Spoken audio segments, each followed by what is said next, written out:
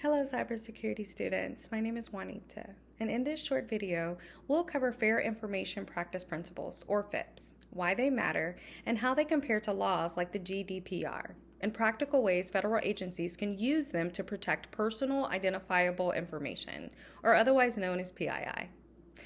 So what are FIPS? So FIPS are internationally recognized sets of principles that provide a practical framework for designing and evaluating privacy programs. They cover core concepts such as transparency, individual participation, purpose specification, data minimization, use limitation, data quality and integrity, security, accountability, as well as auditing. So think of FIPS as a blueprint for how organizations should collect, use, secure, and even govern data principles or personal data in a way that actually respects individuals' rights and reduce many risks. So let's give a little bit more insight and definition to some of those concepts that I just mentioned. So when we talk about transparency is clearly telling individuals what data you're going to collect and how it's going to be used. Transparency builds trust and reduces many surprises. Individual participation. So provide mechanisms for individuals to access, correct, or even delete their data. This empowers the data subjects and it improves accuracy. Purpose specification, Collect data for explicit, legitimate purposes and document those purposes in advance. Data minimization. Now, use data only for the purpose that has been stated, unless you obtain consent from the individual or you have a lawful bias for any new use for the data. Data quality and integrity. Keep your records accurate, complete, and up to date so decisions that are made based on data are reliable. Security. Apply appropriate technical and organizational safeguards. Again, encryption, access controls, and monitoring. And this is to protect PII. And then we talk about accountability and auditing. Establish governance. Assign responsibility, such as a privacy officer or overseer. Document decisions and audit your compliance regularly. So let's talk about FIBBS versus other privacy laws. So FIBBS are principle-based and technology neutral. They are a foundational framework that complements prospective laws like the EU's or General Data Protection Regulation, the GDPR, or sectorial rules like HIPAA, such as our medical rules. For example, GDPR operates or operationalizes many FIPS by imposing specific enforceable requirements and fines. So privacy framework maps, FIPS are actionable and function in categories. So in short, FIPS are the why and the what. Laws like the GDPR are the must and how with the legal force. So hopefully that makes sense. So let's talk about how FIPS protects PII. So applied together, FIPS reduces the surface area for breaches and misuse. So data minimization and purpose specification prevent unnecessary collection. Security data and data integrity and auditing stop and detect the misuse of data.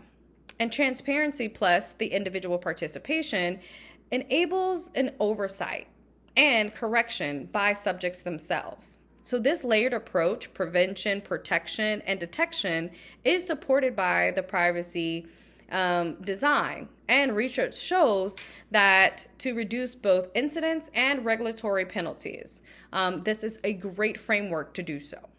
So how a federal agency can implement each one of these principles. So transparency, they can publish clear, plain language, a privacy notice on an agency's website, including data flows and retention periods. They can create a FAQ page or frequently asked questions for common PII use.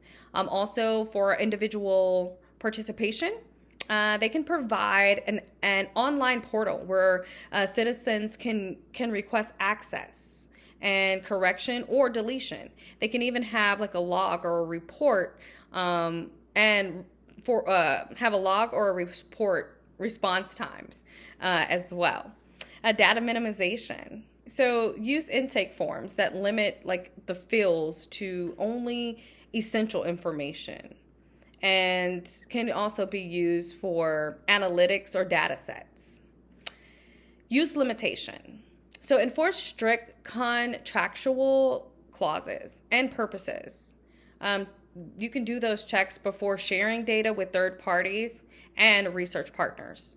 Data quality and integrity can be implemented by validation checks and data entry, routine reconciliation for like jobs, and annual accuracy for audits.